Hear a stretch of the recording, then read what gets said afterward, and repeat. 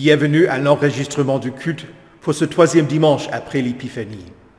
Dans la saison de l'Épiphanie, Jésus se révèle comme étant Dieu qui est devenu homme, comme étant le Messie. Et voilà ce que nous voyons dans la lecture de l'Ancien Testament. Cette citation d'Ésaïe, Jésus l'applique à lui-même et dit « Moi, je l'accomplis ». Nous commençons avec l'introïte.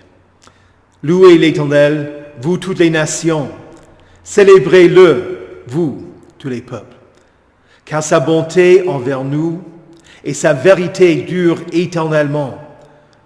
Que Dieu nous fasse grâce et nous bénisse, qu'il fasse briller son visage sur nous. Ainsi, l'on connaîtra ta voix sur la terre et ton salut parmi toutes les nations. Les peuples te louent, ô Dieu, tous les peuples te louent. Dieu nous bénit et toutes les extrémités de la terre le craignent. Au nom du Père et du Fils et du Saint-Esprit. Amen.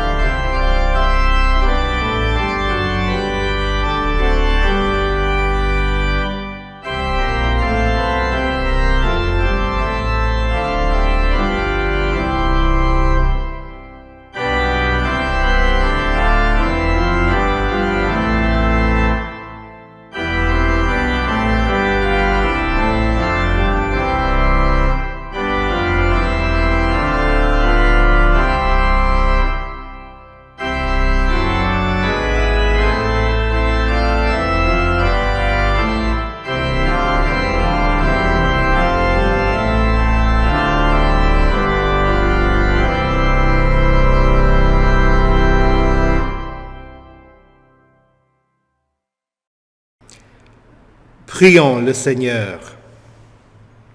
Ô Seigneur, nous te supplions de maintenir continuellement ton Église et les membres de ta maison dans la vraie religion, afin que ceux qui s'appuient uniquement sur l'espérance de ta grâce céleste soient toujours soutenus par ta grande puissance, par Jésus-Christ, ton Fils, notre Seigneur, qui vit et règne avec toi et le Saint-Esprit, un seul Dieu, maintenant et pour les siècles des siècles. Amen. Écoutez avec respect et recueillement les lectures pour ce troisième dimanche après l'Épiphanie. Tout d'abord l'Ancien Testament dans le livre du prophète Ésaïe au chapitre 61, les versets 1 à 6. L'Esprit du Seigneur, de l'Éternel, est sur moi parce que l'Éternel m'a consacré par onction pour annoncer de bonnes nouvelles aux pauvres. Il m'a envoyé pour guérir ceux qui ont le cœur brisé, pour proclamer aux déportés la liberté et aux prisonniers la délivrance, pour proclamer une année de grâce de l'Éternel et un jour de vengeance de notre Dieu, pour consoler ceux qui sont dans le deuil, pour donner aux habitants de Sion en deuil une belle parure au lieu de la cendre, une huile de joie au lieu du deuil, un costume de louange au lieu d'un esprit abattu. On les appellera alors térébinthes de la justice, plantation de l'Éternel destinée à manifester sa splendeur. Ils reconstruiront sur d'anciennes ruines, ils relèveront les décombres du passé, ils rénoveront des villes dévastées, des décombres vieux de plusieurs générations. Des inconnus se présenteront et s'occuperont de vos troupeaux, des étrangers seront vos cultivateurs et vos vignerons. Quant à vous, on vous appellera prêtre de l'Éternel, on vous dira serviteur de notre Dieu. Vous mangerez les ressources des nations et vous tirerez profit de leur gloire. Ici prend fin la lecture de l'Ancien Testament.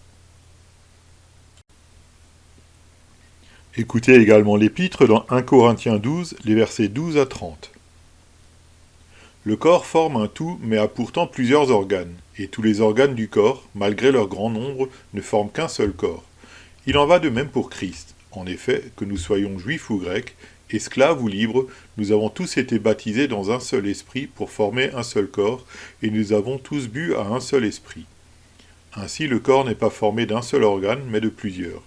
Si le pied disait « Puisque je ne suis pas une main, je n'appartiens pas au corps », ne ferait-il pas partie du corps pour autant ? Et si l'oreille disait « Puisque je ne suis pas un œil, je n'appartiens pas au corps », ne ferait-elle pas partie du corps pour autant ?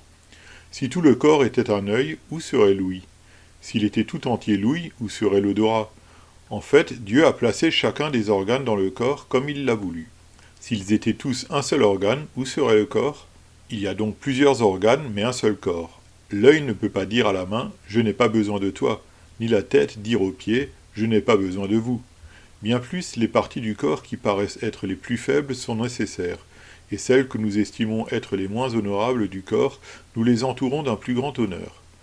Ainsi, nos organes les moins décents sont traités avec plus d'égard, tandis que ceux qui sont décents n'en ont pas besoin. Dieu a disposé le corps de manière à donner plus d'honneur à ceux qui en manquaient, afin qu'il n'y ait pas de division dans le corps, mais que tous les membres prennent également soin les uns des autres. Si un membre souffre, tous les membres souffrent avec lui. Si un membre est honoré, tous les membres se réjouissent avec lui. Vous êtes le corps du Christ et vous êtes ses membres, chacun pour sa part. Dieu a établi dans l'Église premièrement des apôtres, deuxièmement des prophètes, troisièmement des enseignants, ensuite viennent les miracles, puis les dons de guérison, les aptitudes à secourir, à diriger, à parler diverses langues. Tous sont-ils apôtres ? Tous sont-ils prophètes ? Tous sont-ils enseignants ? Tous font-ils des miracles ? Tous ont-ils des dons de guérison ? Tous parlent-ils en langue ? Tous interprètent-ils ? Ici prend fin la lecture de l'Épître. Écoutez enfin l'Évangile dans Luc au chapitre 4, les versets 14 à 21. Jésus, revêtu de la puissance de l'Esprit, retourna en Galilée, et sa réputation gagna toute la région. Il enseignait dans les synagogues, et tous lui rendaient gloire. Jésus se rendit à Nazareth où il avait été élevé, et, conformément à son habitude, il entra dans la synagogue le jour du sabbat. Il se leva pour faire la lecture, et on lui remit le livre du prophète Ésaïe. Il le déroula et trouva l'endroit où il était écrit « L'Esprit du Seigneur est sur moi, parce qu'il m'a consacré par onction pour annoncer la bonne nouvelle aux pauvres. Il m'a envoyé pour guérir ceux qui ont le cœur brisé, pour proclamer aux prisonniers la délivrance et aux aveugles le recouvrement de la vue, pour renvoyer libres les opprimés, pour proclamer une année de grâce du Seigneur. » Ensuite, il roula le livre, le remit aux serviteurs et s'assit. Tous ceux qui se trouvaient dans la synagogue avaient les regards fixés sur lui. Alors il commença à leur dire, « Aujourd'hui, cette parole de l'Écriture que vous venez d'entendre est accomplie. » Ici prend fin la lecture de l'Évangile. Heureux ceux qui écoutent la parole de Dieu et qui la gardent. Confessons notre foi. Je crois en Dieu, le Père Tout-Puissant, Créateur du ciel et de la terre. Je crois en Jésus-Christ, son Fils unique, notre Seigneur, qui a été conçu du Saint-Esprit et qui est né de la Vierge Marie. Il a souffert sous Ponce Pilate, il a été crucifié, il est mort, il a été enseveli, il est descendu aux enfers. Le troisième jour, il est ressuscité des morts, il est monté au ciel, il siège à la droite de Dieu, le Père Tout-Puissant, et il viendra de là pour juger les vivants et les morts. Je crois au Saint-Esprit, la Sainte Église universelle, la communion des saints, la rémission des péchés, la résurrection de la chair et la vie éternelle. Amen.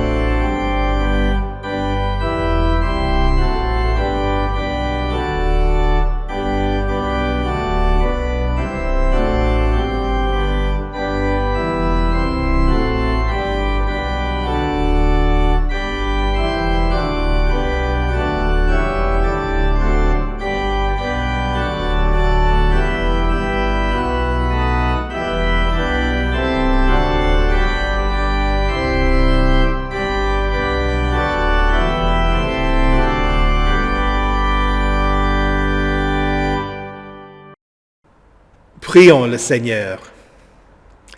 Seigneur Jésus, à travers ta parole, viens annoncer de bonnes nouvelles aux pauvres, guéris ceux qui ont le cœur brisé, proclame la liberté et la délivrance, fais connaître l'année de grâce de l'Éternel et le jour de vengeance de notre Dieu, console ceux qui sont dans le deuil, afin qu'ensemble nous te louions et soyons justifiés par ton œuvre. Amen. Saint de Dieu, précieuse et bien-aimée, que la grâce et la paix vous soient données de la part de Dieu, notre Père, et de notre Seigneur et Sauveur Jésus-Christ. Amen. Dans le livre d'Ésaïe, il y a une série de cantiques du serviteur. Une série de cantiques qui prophétisent la venue du Messie. Certains théologiens disent qu'il y a 4, d'autres disent qu'il y a 5. Et les 3 premiers versets de notre texte de l'Ancien Testament sont le 5e de ces cantiques. Bien qu'Ésaïe publie cette parole pour les Israélites, elle nous parle aussi. Le premier verset présente le Messie comme étant loin de l'Éternel. Son onction ne vient pas de l'homme, mais de l'Éternel. Et le Saint-Esprit est sur lui. Les Israélites devaient comprendre que le Messie allait accomplir son œuvre et réaliser ce qu'il avait promis à travers sa parole. La parole de Dieu est puissante et efficace. L'Éternel est le Dieu qui donne la vie aux morts et appelle ce qui n'existe pas à l'existence. Comment est-ce qu'il l'accomplit? À travers sa parole. Dieu créa l'univers à partir de rien, à travers sa parole efficace et puissante. Et il continue à effectuer son travail par sa parole. Jésus est la parole, qui est Dieu, qui était au commencement avec le Père, à travers qui tout a été fait, et sans la parole, rien n'a été fait. La parole s'est faite chair et a habité parmi nous pleine de grâce et de vérité. Jésus est le serviteur de l'Éternel prophétisé dans notre texte. Il est le oint de Dieu.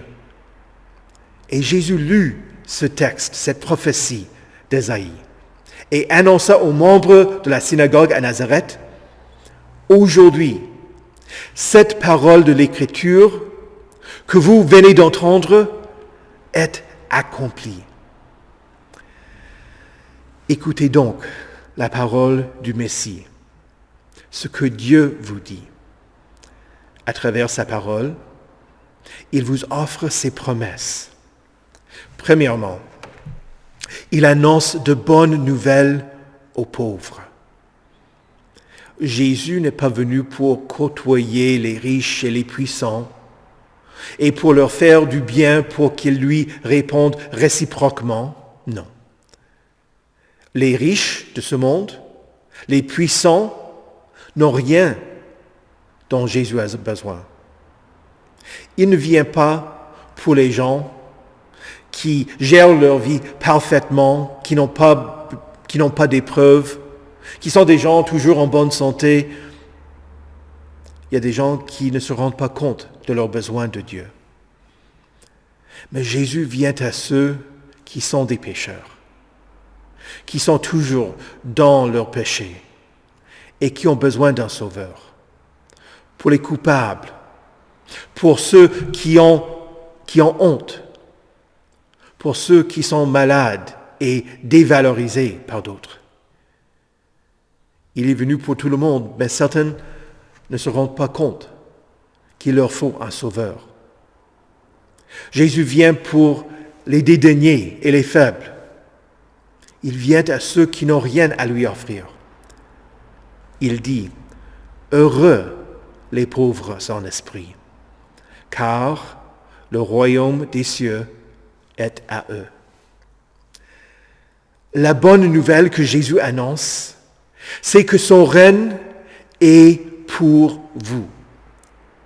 Il vous offre sa grâce, son amour, sa miséricorde, son pardon et sa paix.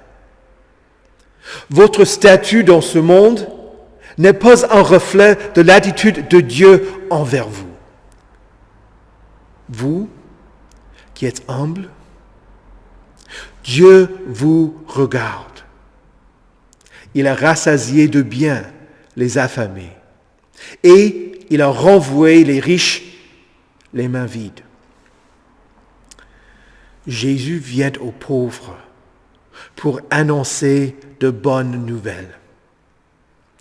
L'Éternel a envoyé Jésus pour guérir ceux qui ont le cœur brisé. Pour vous qui souffrez, qui êtes seuls, qui avez été rejetés par d'autres, qui êtes déçus. En voyant ce qui se passe dans ce monde, vous avez des blessures qui ne sont pas évidentes quand le médecin vous envoie pour un scanner. Vos blessures ne sont pas évidentes pour le monde. Mais Jésus compatit. Il a été méprisé et délaissé par les hommes. Il est un homme de douleur, habitué à la souffrance.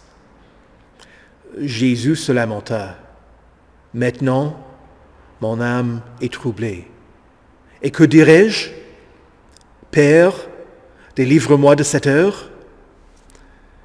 Mais c'est pour cela que je suis venu jusqu'à cette heure. Ce n'est pas que vous n'ayez pas le cœur brisé pendant cette vie, mais il promet qu'il essuiera les larmes de tous les visages. Et il fera disparaître de la terre l'opprobre de son peuple. Et encore, Jésus vous parle pour vous soulager. Jésus proclame aux déportés la liberté et aux prisonniers la délivrance. Le verset 2 de notre texte présente le jubilé du serviteur. D'habitude, il y avait une année du jubilé tous les 50 ans parmi les Juifs. Et toutes les propriétés étaient retournées à leur famille d'origine. Toutes les dettes étaient enlevées. Tous les esclaves étaient libérés. C'était une année de pardon et de grâce. Dieu institua le jubilé, non seulement pour qu'il y ait égalité et justice, mais aussi pour que les gens comprennent la promesse du royaume de Dieu. La venue de Jésus apporte le jubilé de Dieu. C'est ainsi que le texte explique ce qui est au centre du cantique. La grâce de Dieu. En mettant ça au centre, il souligne cet aspect du texte comme étant la chose la plus importante. Le Messie est venu pour proclamer une année de grâce de l'Éternel et un jour de vengeance. Avez-vous compris la comparaison dans ce verset? Je vous le relis. Pour proclamer une année de grâce de l'Éternel et un jour de jugement. Le jugement et la punition de Dieu ne sont que pour un seul jour. Mais sa grâce surabonde tout au long d'une année.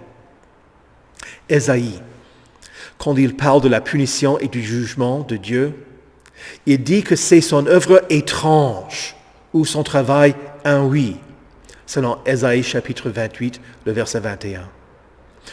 Oui, il condamne le péché. Il punit le péché dans ce monde et il punira ceux qui commettent le mal. Mais son œuvre d'instinctive, c'est de faire preuve de grâce. Dieu veut que les gens se repentent et viennent vers lui. La nature de Dieu, c'est de pardonner aux pécheurs qui se repentent, qui demandent pardon. C'est la raison pour laquelle il a envoyé Jésus. C'est pourquoi Jésus a subi le jugement de Dieu contre votre péché. Ne vous attendez pas à une année de jubilé, mais à une éternité de liberté, parce que Jésus vous pardonne Il a pardonné toutes vos fautes. Le verset 3 de ce cantique du serviteur dit ce que sont ses dons. Grâce à sa mort et à sa résurrection, Jésus vous console. Celui qui est mort, qui mettait sa confiance en Christ, est entré dans le repos promis. C'est par grâce que la personne n'entre pas en condamnation, mais a la vie éternelle. Et votre espérance est d'entrer dans ce même repos céleste. Comme il est écrit, ce que l'œil n'a pas vu, ce que l'oreille n'a pas entendu, ce qui n'est pas monté au cœur de l'homme, Dieu l'a préparé pour ceux qui l'aiment. Jésus vous console par sa parole qui dit que votre cœur ne se trouble pas. Croyez en Dieu, croyez aussi en moi. Il y a beaucoup de demeures dans la maison de mon Père. Si ce n'était pas le cas, je vous l'aurais dit. Je vais vous préparer une place. Et puisque je vais vous préparer une place, je reviendrai et je vous prendrai avec moi, afin que là où je suis, vous y soyez aussi. Jésus a été consacré pour donner aux habitants de Sion un deuil, une belle parure, au lieu de la cendre, une huile de joie au lieu du deuil, un costume de louange au lieu d'un esprit abattu. La venue de Christ est une source de joie. Réjouissez-vous. Ce n'est pas à vous de vous couvrir de cendres comme une indication externe de repentance pour vous approcher de Dieu, pour satisfaire aux exigences de Dieu. Dieu veut que vous mettiez votre foi en lui, votre confiance en lui, et mettiez en pratique ce qu'il vous enseigne à faire. En Christ, vous vous approchez de lui comme si vous alliez à une grande fête, bien vêtu, parfumé. Écoutez la réponse d'une personne qui est vêtue de la justice de Christ. Au verset 10 du chapitre 61 du prophète Ésaïe, juste 7 versets plus tard, plus loin, le croyant dit « Je me réjouirai en l'Éternel. Mon âme sera ravie d'allégresse en mon Dieu, car il m'a revêtu des vêtements du salut. Il m'a couvert du manteau de la délivrance. » C'est pourquoi l'Église a la tradition de vêtir un nouveau baptisé en blanc, comme déclaration publique que Christ, lui, a enlevé son péché. Jésus vous déclare juste. Il ne faut pas une robe blanche, mais il vous faut un cœur pardonné, nettoyé par Jésus. Ce n'est pas par votre propre justice, mais par celle de Jésus. Le cantique du serviteur conclut en disant « On les appellera alors térébinthes de la justice, plantation de l'Éternel destinée à manifester sa splendeur. » C'est l'image de stabilité, de permanence. Et en maintenant la justice de Christ, cela se manifeste dans votre vie. Vous êtes maintenant libres, libérés pour rendre service à Dieu. Selon le texte, le peuple de Dieu est appelé à reconstruire sur d'anciennes ruines, à relever les décombres du passé, à rénover des villes dévastées. C'est une façon de dire qu'il faut toujours continuer le travail, même s'il ne reste plus rien. Peut-être que vous l'ignorez, mais notre petite chapelle à Lembach a été reconstruite plusieurs fois. Mais les fidèles ne lâchèrent pas.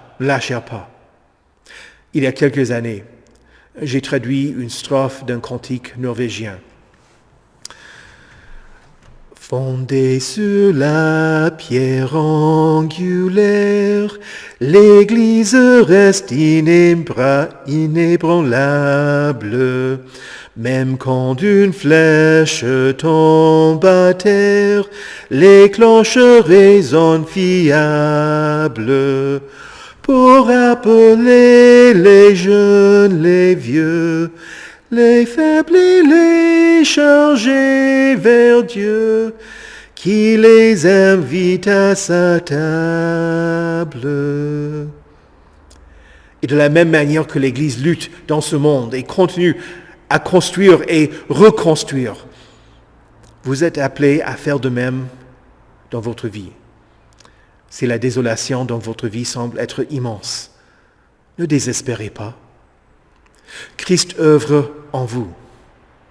Jésus proclame à ceux qui assistaient au culte dans la synagogue à Nazareth. Aujourd'hui, cette parole de l'Écriture que vous venez d'entendre est accomplie. Cette même parole est accomplie pour vous. Écoutez la bonne nouvelle de Jésus, de sa mort, de sa résurrection. Votre cœur qui est brisé, Jésus le guérit. Christ vous libère de vos péchés. Il proclame son règne éternel et il vous revêt de sa justice. Ainsi, cette année est l'année de grâce du Seigneur et sa grâce est pour vous. Il vous prépare une place pour que vous entriez dans sa grâce éternelle, dans son royaume qui n'aura pas de fin. Au nom de Jésus, Amen. Que la paix de Dieu, qui surpasse toute intelligence, garde vos cœurs et vos esprits en Jésus-Christ pour la vie éternelle. Amen. Pour la prière d'aujourd'hui, je conclurai chaque demande en disant « Prions le Seigneur ». Je vous invite à répondre par « Seigneur, aie pitié ». Pour les pauvres et les pauvres en esprit, pour ceux qui sont impuissants, dévalorisés par le monde et seuls, pour qu'ils entendent la bonne nouvelle que Jésus annonce et reçoivent son pardon. Prions le Seigneur. Seigneur, aie pitié. Pour ceux qui ont le cœur brisé, qui sont dans le deuil, qui sont déprimés et seuls, pour ceux qui portent des fardeaux lourds, afin qu'ils soient réconfortés par la paix de Christ. Prions le Seigneur. Seigneur, aie pitié. Pour les malades, les vieillards, les handicapés, ainsi que pour leurs familles, les infirmiers, les aides-soignants, les médecins et toute autre personne qui essaie de les accompagner. Prions le Seigneur. Seigneur, aie pitié.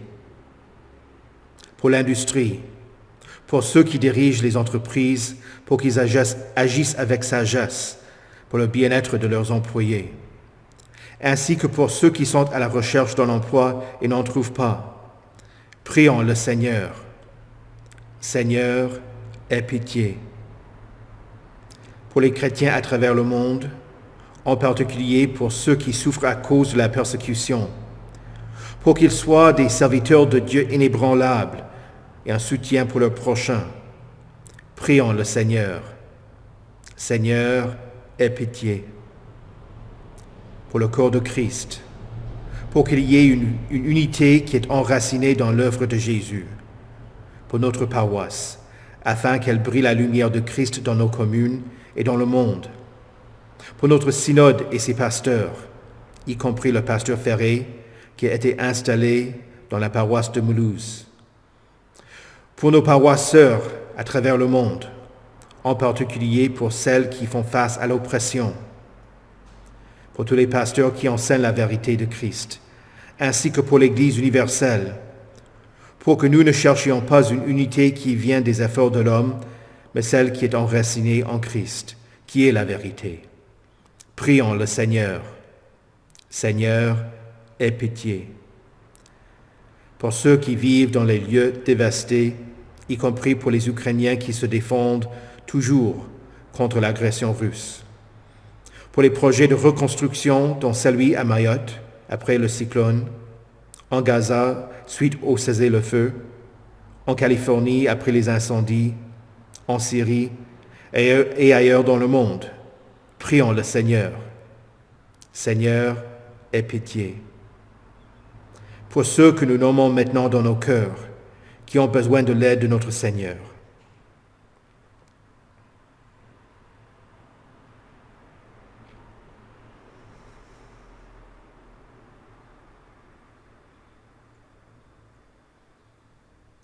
Prions le Seigneur. Seigneur, aie pitié.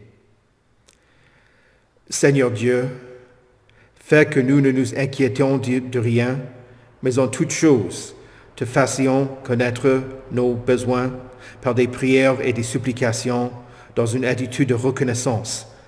Toi qui vis et règnes un seul Dieu, Père, Fils et Saint-Esprit, pour les siècles des siècles. Amen. Notre Père, qui es aux cieux, que ton nom soit sanctifié, que ton règne vienne, que ta volonté soit faite sur la terre comme au ciel. Donne-nous aujourd'hui notre pain de ce jour. Pardonne-nous nos offenses, comme nous pardonnons aussi à ceux qui nous ont offensés. Et ne nous laisse pas entrer en tentation, mais délivre-nous du mal, car c'est à toi qu'appartiennent le règne, la puissance et la gloire, au siècle des siècles. Amen. Recevez avec joie la bénédiction de l'Éternel. Que le Seigneur vous bénisse et vous garde, que le Seigneur fasse luire sa face sur vous et qu'il vous accorde sa grâce. Que le Seigneur tourne son visage vers vous et qu'il vous donne sa paix. Amen.